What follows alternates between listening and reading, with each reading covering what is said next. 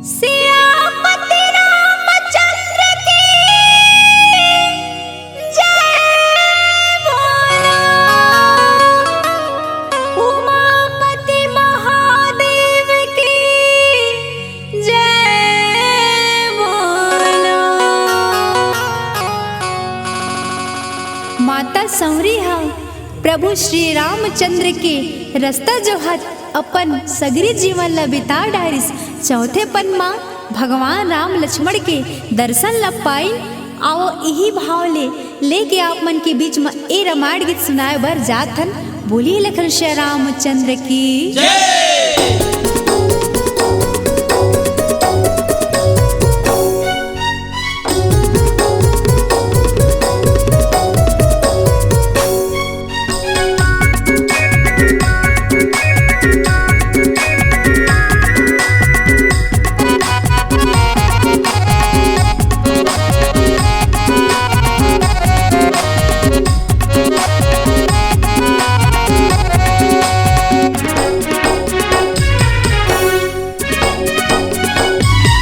सुन सौरी वो तोरे कुटिया माँ राम लखन आगे ना।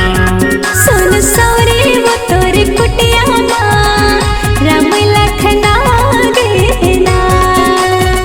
बड़े दिन हो गए रास्ता देखते तोर घर राम आगे। बड़े दिन हो गए रास्ता देखते तोर घर राम आगे दर्शन पागे ना। सुन सौरी वो तोरे कुटिया माँ राम लखन आगे ना। सुन सौरी वो तोरे कुटिया माँ राम लखन आगे ना।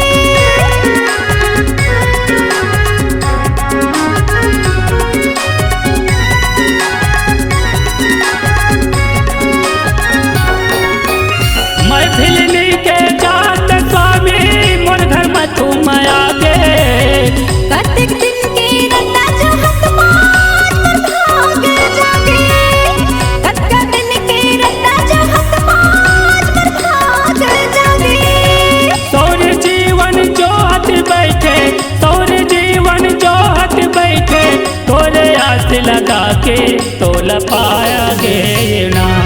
सुन सौरी वो तोरे कुटिया माँ राम लखन आगे ना। सुन सौरी वो तोरे कुटिया माँ राम लखन आगे ना।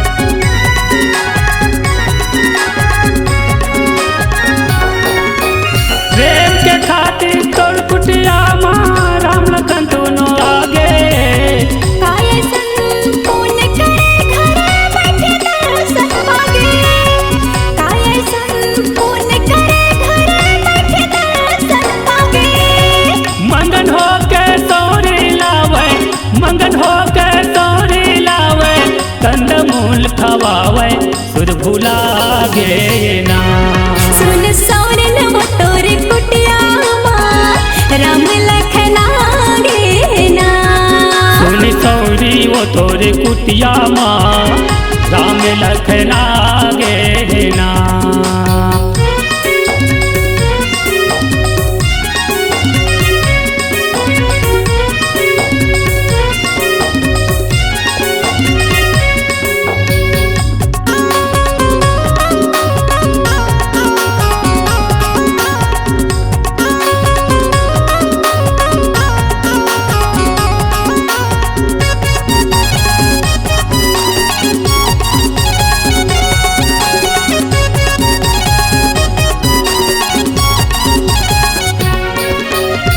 देवता खलो तरस थे भगवान तोर दर्शन पाए काये संपूर्ण करे घरे बैठे दर्शन पावे।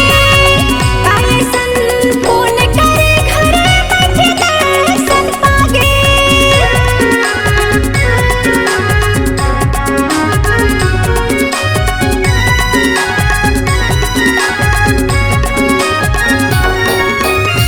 देवता खलो तरस थे भगवान तोर दर्शन पाए जाति पाते कछु नहीं देखे आए ते ढेले के घर।